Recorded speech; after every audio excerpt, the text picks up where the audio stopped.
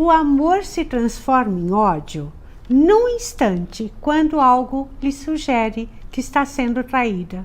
Um ciúme intenso e incontrolável desencadeia brigas e escândalos. A alegria se transforma em tristeza profunda de repente e pode vir acompanhada de vontade de se cortar, arrancar os cabelos, bater com a cabeça na parede ou até mesmo tentar se matar.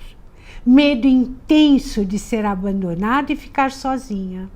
Acessos de raiva insuportáveis. As emoções fogem do seu controle. Esses são alguns dos sintomas de quem possui um transtorno de personalidade borderline. E é sobre isso que nós vamos falar hoje. Venha comigo.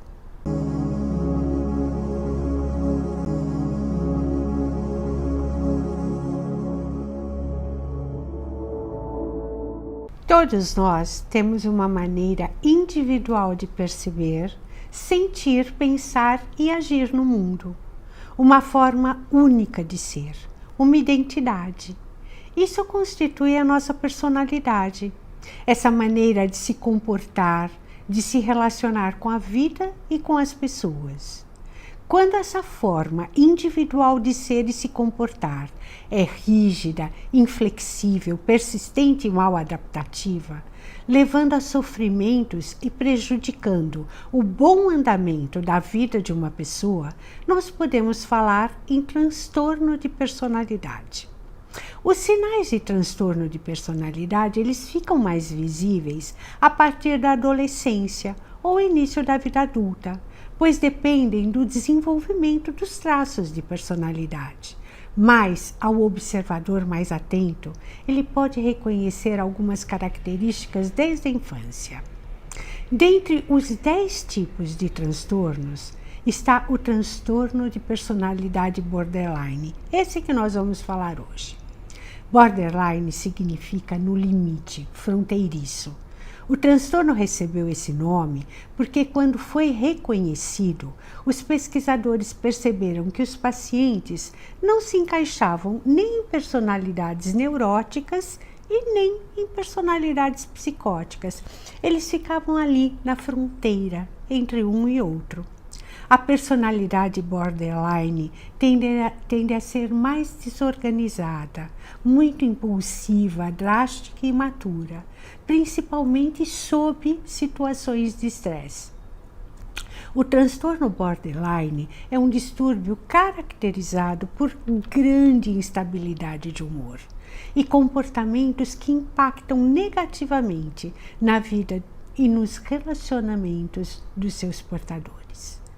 Pessoas com transtorno borderline tendem a sofrer grande instabilidade emocional e afetiva, sentimentos extremos e muito intensos de raiva, tristeza, ansiedade, angústia. São pessoas hipersensíveis, aquelas que funcionam à base de 8 ou 800, do tudo ou nada.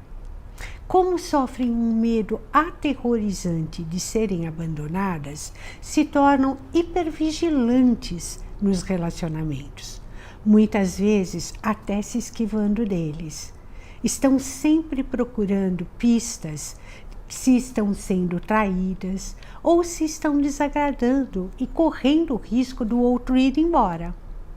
O medo da solidão é sentido de uma forma muito intensa e angustiante por essas pessoas.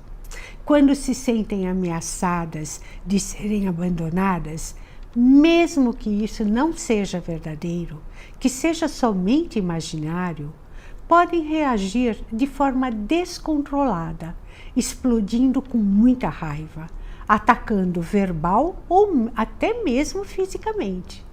Ou então se humilhando, implorando para que isso não aconteça.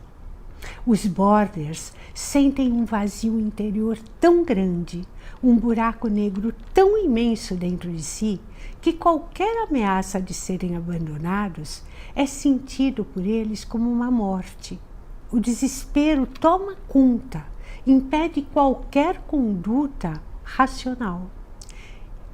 Eles esperam que o outro traga para eles o que eles não conseguem fazer por si mesmos, ou seja, ter aprovação, autoestima, propósito para viver, senso do seu valor e pertencimento.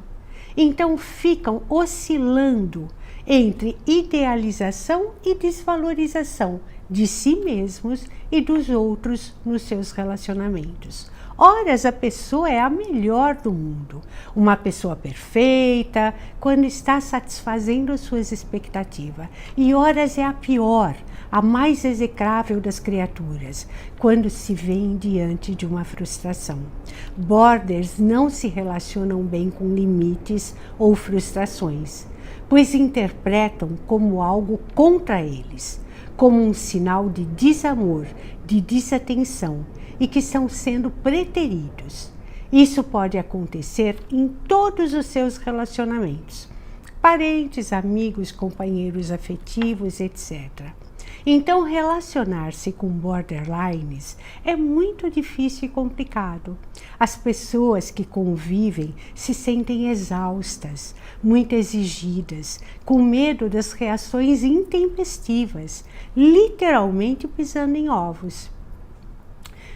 Por esse motivo, se afastam e, com isso, elas realizam o que os borders mais têm medo: serem abandonados, ficarem sozinhos.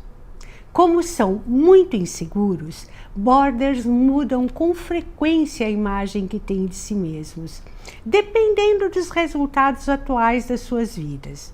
Se estão vivendo um período de sucesso, sentem-se bem. Mas se o fracasso ou decepção em qualquer situação se faz presente, sentem-se péssimos, esquecidos pela sorte, sem saída, entram em depressão e podem até mesmo atentar contra suas vidas. As oscilações de humor frequentes e intensas fazem parte desse quadro. As crises de ciúme intensas e descontroladas podem acontecer diante de pequenos acontecimentos reais ou até mesmo imaginários.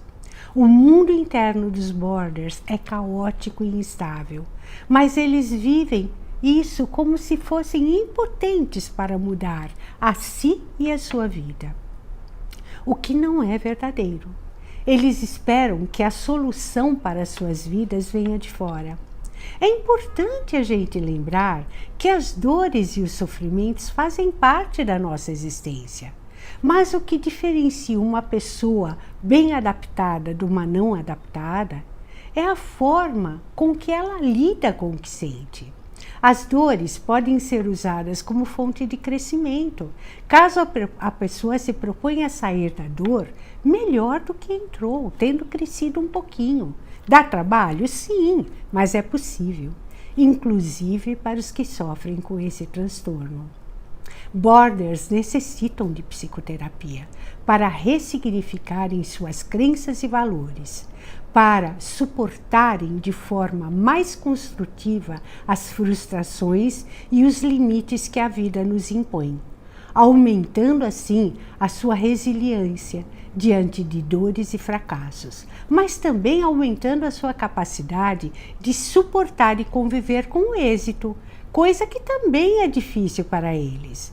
Muitas vezes eles se boicotam um pouco antes de atingirem o sucesso, como, por exemplo, pedir demissão quando estão chegando perto de uma promoção, ou interromper um curso um pouco antes da sua conclusão. Muitas vezes necessitarão também de apoio psiquiátrico e medicamentoso, pois podem chegar a ter alguns sintomas psicóticos, como delírios persecutórios, crises intensas de ansiedades e de depressão. A medicação auxilia também na estabilização do humor, tornando as oscilações de humor menos intensas e frequentes.